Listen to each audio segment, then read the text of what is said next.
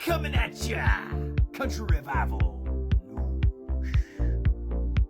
We showed you guys what was happening, and then you guys can go ahead and make your own analysis. We're coming so we can make our own analysis. Are you 100% sure you're true? Yeah, I am 100% sure I'm true. CNN is looking into Shirley's claims. Hi, my name's Whitney Wild. I'm a correspondent for CNN. We reached out to several of the daycares featured in the now viral video. Only one daycare facility answered and said they are a legitimate business. Look at Minnesota, where Somalians have taken over the economics of the state and have stolen billions and billions of dollars. And what's happening in Minnesota with Somalia, where billions of dollars is being stolen, right, like candy from a baby. Biggest Medicaid fraud cases ever brought in the district. The fraudsters reportedly spending the money on luxury cars, jewelry, and dozens of homes. But the alleged crimes don't just come at a taxpayer's cost. Officials also revealed the human cost. One defendant is charged with defrauding the Integrated Community Supports Medicaid program. This program is designed to help individuals with disabilities live independently. One patient was supposed to be receiving 24-hour care through this program, but he was actually being serviced by a fraudster and received no services. This patient was later found dead. Meanwhile, the ringleader behind a child nutrition program scheme that stole $250 million from taxpayers was sentenced to 500 months behind bars. That is more than 41 years. Amy Bach and her co-defendants were convicted of fabricating claims for serving 91 million meals that never made it to the table. Vice President Vance, the man tasked with leading the White House's anti-fraud task force, reacting to news of the latest indictments with this warning.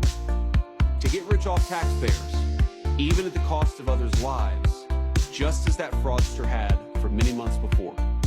This kind of behavior is sickening. It's disgusting. It's an affront to all of us as Americans, and today we're saying clearly, no more.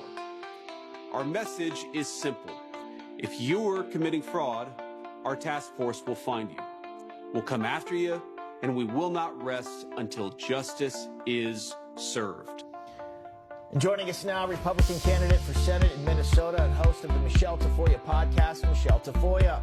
Michelle, good to see you. Great to see both of you. Look, I'm in agreement with everything the Vice President just said. Absolutely. It is disgusting what has happened to the American taxpayers in this fraud, and I think this is exactly what the people wanted. They wanted an investigation, indictments, and now see people being sentenced to lengthy prison sentences to pay a price for this.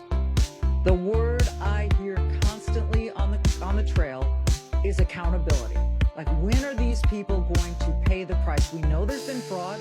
We know we've been ripped off. We know that the people who were supposed to receive these programs or services were not.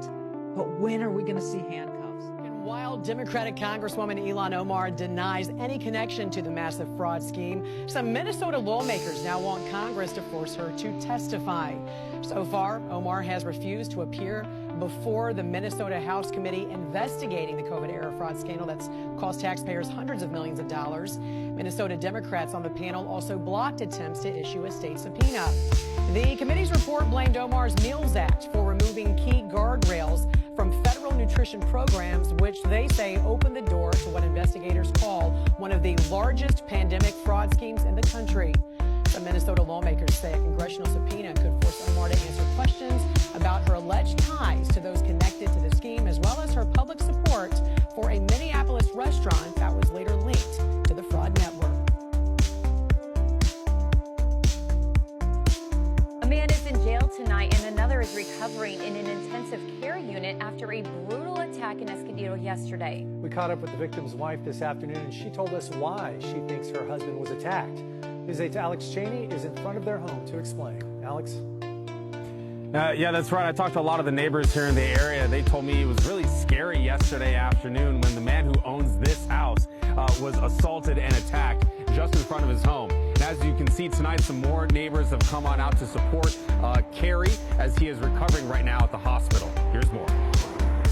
He tried to kill my husband, you know. Maria Garcia says she was at home yesterday when her husband of 20 years, Kerry Sharon, was confronted and attacked outside of their Escondido home. It's terrible, you know. I don't know what kind of hate to do that to my husband. White card, you know, the black card.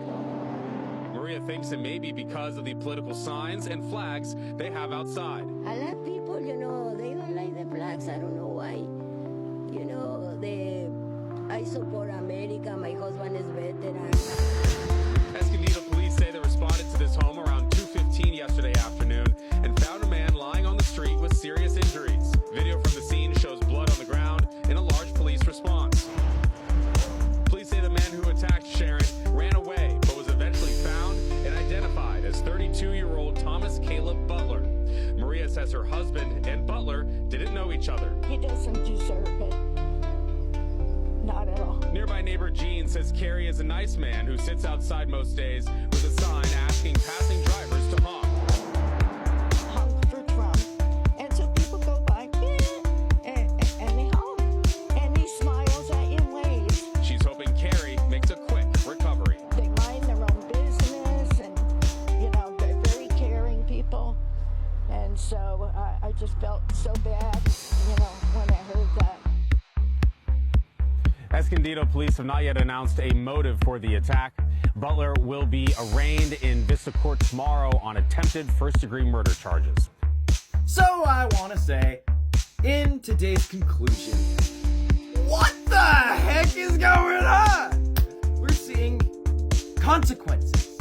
Something that America hasn't had in a long, long time. Consequences for your actions. Consequences for decisions that you made. Consequences for things that have happened to you that your choices have put you in currently. Everyone thinks, I can do whatever I want. Nobody's ever going to have anything to do with me. See, back before the internet was a thing, you might be able to get away with doing whatever you want. But now, we have consequences for our actions. Just like many times before, consequences. Ah! Life's not fair. Get over it. Love y'all. Deuces.